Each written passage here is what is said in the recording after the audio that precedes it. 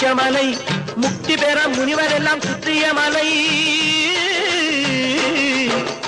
எத்தனையோ முனிவர் எல்லாம் சுற்றிய மலை, இத்தனைக்கும் இந்த மலை ஏழைக்குத்தான் சொந்த மலை. இத்தனைக்கும் இந்த மலை ஏழைக்குத்தான் சொந்த மலை. இத்தனைக்கும் இந்த மலை ஏழைக்குத்தான் சொந்த மலை. அந்த மருத மலைக்கு நீங்க வந்து பாருங்க, ஈசன் மகனோடு மனம் விட்டு பேசி பாருங்க. தீராத வினைகள் எல்லாம் தீர்ந்து போகுங்க, சத்தியமா சொல்லுறேன், தீராத வினைகள் எல்லாம் தீர்ந்து போகுங்க.